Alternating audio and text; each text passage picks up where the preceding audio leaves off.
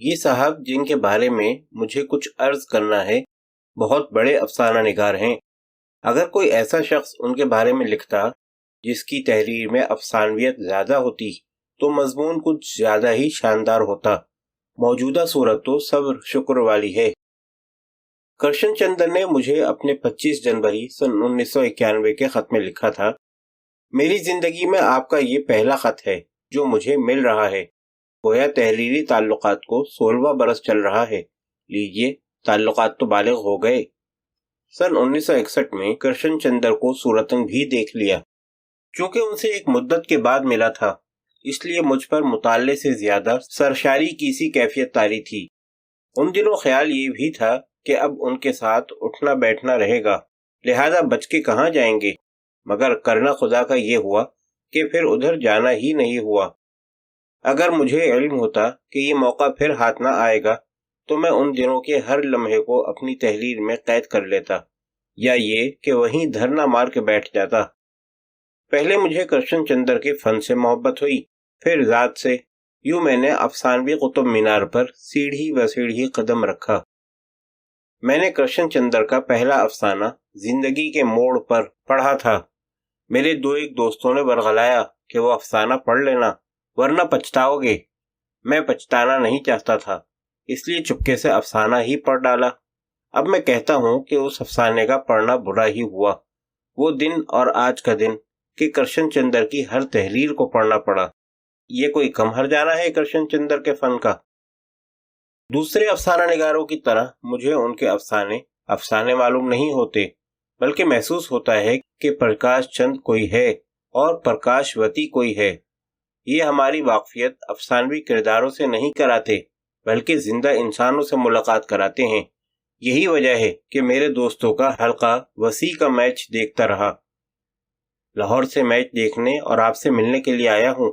ایک کام ختم ہو گیا، دوسرا اب شروع ہوا ہے۔ اچھا، تو آپ کو دلی سے آئے ہوئے اکٹھے 7 روز گزر چکے ہیں؟ جی ہاں۔ ہم سے تو گیند بلہ ہی اچھا ہوا جسے آپ نے پہلے نوازنا پسند کیا۔ جی یہ بات نہیں، وہ وقتی نشہ تھا جو اب اترنا شروع ہو گیا ہے، مگر آپ کا معاملہ اس کے برعکس ہے۔ میرا نشہ کب تک رہے گا؟ خیال تو یہی ہے کہ زندگی بھر۔ اللہ کرے ایسا ہی ہو، مگر مجھے پہلے جلدی سے یہ بتا دو کہ احمد ندیم قاسمی کیسے ہیں، چودھری نذیر احمد کیسے ہیں، مولانا صلاح الدین احمد کیسے ہیں؟ سب اچھے ہیں، سب مزے میں ہیں۔ یہ لوگ مزے میں کیسے ہو سکتے ہیں؟ اس لیے کہ ان کا تعلق ادب سے ہے۔ یہ دور چونکہ ابھی ادب کے خدمت گزاروں کے لیے سازگار نہیں، اس لیے کرشن چندر کے اس فقرے کی چبھن محسوس ہوتی ہی رہے گی۔ اس کے بعد بڑی حسرت سے پوچھا، میرے لاہور کا کیا حال ہے؟ یہ مجھ غریب پر کرشن چندر کا دوسرا حملہ تھا۔ میں نے پسپا ہوتے ہوئے کہا، جیسا آپ چھوڑ آئے تھے ویسا ہی ہے۔ کیا اب بھی شام کو ویسی ہی انارکلی میں رونق ہوتی ہے؟ کیا اب بھی شام کو ویسے ہی جوڑے بند سور کے نکلتے ہیں؟ کیا اب بھی ویسے ہی چائے خانوں میں ادبی موضوعات پر باتیں ہوتی ہیں؟ کیا اب بھی ویسے ہی؟ میں کرشن چندر کے تابڑ توڑ سوالوں سے گھبرا گیا۔ وہ بے حد جذباتی ہو رہے تھے۔ مجھے نظر آ رہا تھا کہ وہ ابھی رونا شروع کر دیں گے، اس لیے میں نے باتوں کا رخ بدلنا چاہا۔ مجھے آپ کا ڈرائنگ روم بڑا پسند آیا۔ میری اس چالاکی پر وہ بڑی زہریلی ہنسی ہنسے، جیسے کہہ رہے ہوں، مجھے بے وقوف نہ بناؤ۔ دوسرے دن انہوں نے مجھے کھانے کی دعوت دی، ایک پرتکلف دعوت۔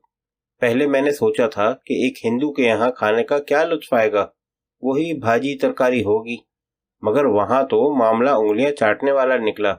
ایک سے ایک عمدہ کھانا، اور وہ گاجر کا حلوہ تو مجھے آج تک نہیں بھولا۔ اور کھانے ہی سے متعلق مجھے کرشن چندر کا وہ فقرہ بھی نہیں بھولتا کہ فرسٹ کلاس عشق کرنے کے لیے فرسٹ کلاس کھانے کی بھی ضرورت ہوتی ہے۔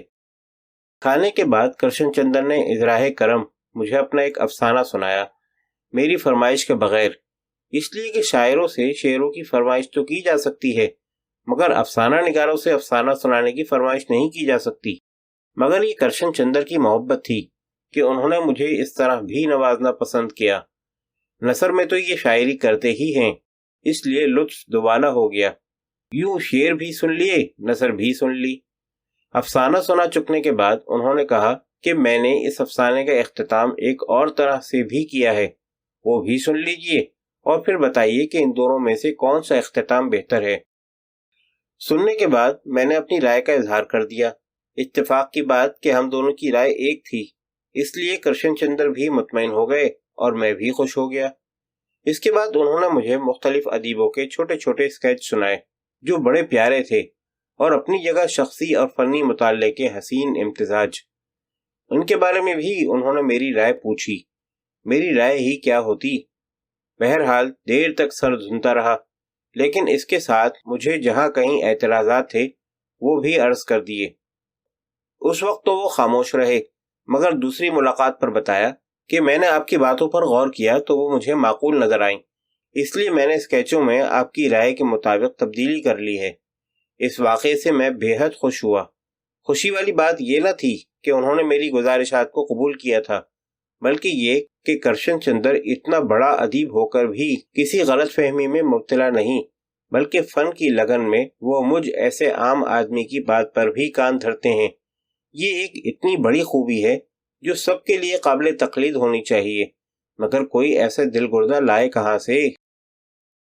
دوران گفتگو انہوں نے مجھے بتایا کہ وہ میرے اسکیچز کو پسند کرتے ہیں، اس لیے میں نے اپنے اسکیچز کے دوسرے مجموعے جناب کے بارے میں کہا کہ اس پر کچھ لکھ دیجئے۔ انہوں نے بخوشی حامی بھر لی۔ میرے لاہور واپس آ جانے کے بعد انہوں نے مجھے اپنا مضمون بھجوا دیا، جس کے لیے میں ان کا آج بھی ممنون ہوں، مگر انہوں نے جو میرا حلیہ کھینچا تھا وہ میرا نہ تھا، کچھ ایسا تھا۔ پہلی بار جب محمد طفیل میرے کمرے میں داخل ہوئے تو پہلی نظر میں وہ مجھے سجادہ نشین نظر آئے، دوسری نظر میں لکڑیوں کے ٹال کے مالک، تیسری نظر میں ایک معصوم سے بچے جو وقت سے پہلے بڑا ہو جائے، چوتھی نظر کا انہوں نے مجھے موقع ہی نہیں دیا۔ اس وقت تک وہ مجھ سے بغل گیر ہو چکے تھے۔